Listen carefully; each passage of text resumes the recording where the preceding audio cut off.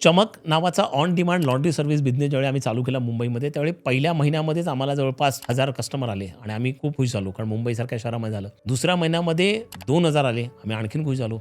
तिसऱ्या महिन्यामध्ये 3000 आले, आम्ही आणखीन खुश झालो आणि आम्हाला असं वाटलं की बिझनेस सिग्निफिकंटली ग्रो होतोय. पण नंतर असं लक्षात आलं की पहिल्या 1000 मधनं दुसऱ्या महिन्यामध्ये ज्यावेळी जे 2000 आले होते, त्यामध्ये पहिल्या 1000तले फक्त 800 लोकच रिपीट झाले होते. 200 लोकं सोडून गेले होते. तिसऱ्या महिन्यामध्ये या 1000तले फक्त 500च राहिले होते. 500 सोडून गेले होते आणि दुसऱ्या महिन्यात जे 2000 आले होते, त्याच्यातले पण जवळपास 500 सोडून गेले होते. याचा अर्थ काय होता, की बिझनेस वाढत होता. कारण आम्ही मार्केटिंग स्पेंड करत होतो, ॲडव्हर्टायझमेंट करत होतो. परंतु जो कस्टमर यायला पाहिजे होता, जो रिपीट व्हायला पाहिजे, तो येत नव्हता. मग आम्ही विचार करायला सुरुवात केली, की हा कस्टमर येत का नाही? याने कपडे घालायचं सोडून दिलं का? तर नाही. याने कपडे धुवायचं सोडून दिलं का? तर नाही. मग हा एक्झॅक्टली आपल्याकडे काय येत नाही? ह्या आपली सर्व्हिस आवडत नाही आहे का आणखीन काय प्रॉब्लेम झाला आहे?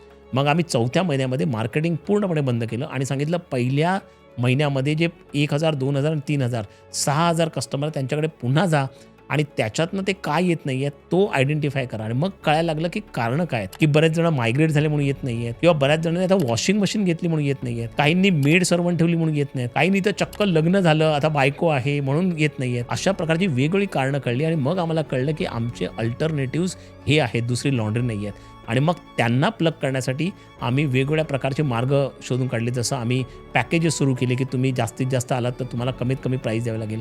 अशा पद्धतीने सोडून काढलं. ज्यावेळी तुम्ही ग्रो होत असता, त्यावेळी तुम्हाला कळत नाही, की आपल्याला वाटतं, की आपण सगळ्या भरात आहोत.